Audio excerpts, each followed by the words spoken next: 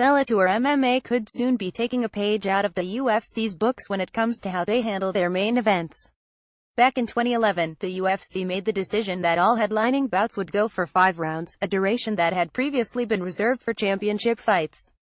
It's a change that Bellator has yet to adopt, but company president Scott Coker said that his promotion may just head in that direction in the near future. It's something that we've debated internally, and like I have said at the press conferences, once you do it you can't go back, Coker said during an appearance on the MMA Hour on Monday. There's been some thought on both sides, but right now we are going to continue with the 3-round main events and 5-round title fights. But it's still being debated internally, and I think it will just be a matter of when it happens, but I think eventually we'll head in that direction. Talk of a possible move to 5-round main events was raised again following a 3-round bout between Gegard Mousasi and Alexander Shlemenko that closed out Bellator 185.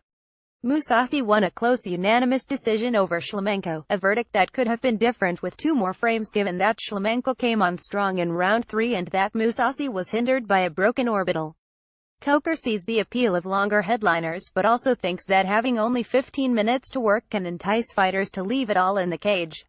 I'm not opposed to 3 rounds, to be honest, because it's something that when you go in there and you know it's 3 rounds, you're going to fight your ass off for 3 rounds and go at it, Coker said.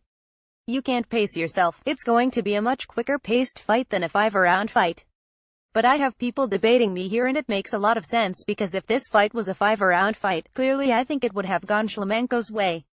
I'm kind of in the middle here. We'll see what happens. It's being debated, that's for sure. On the same day that Mousasi made his debut against Shlemenko, another Bellator star was embarking on a new venture of his own.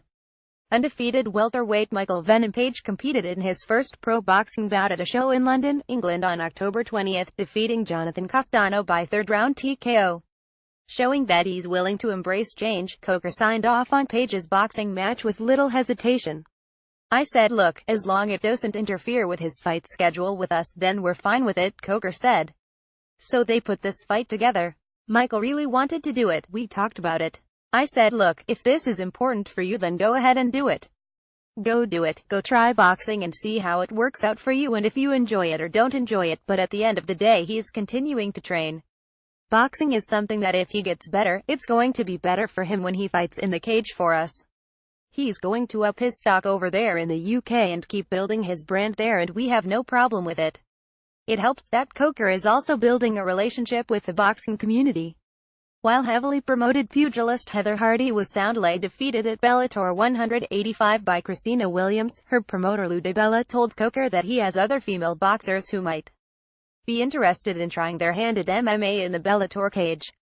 As for where MVP stands with Bellator, Coker said that he's not giving up on pairing him up with hated rival Paul Daley.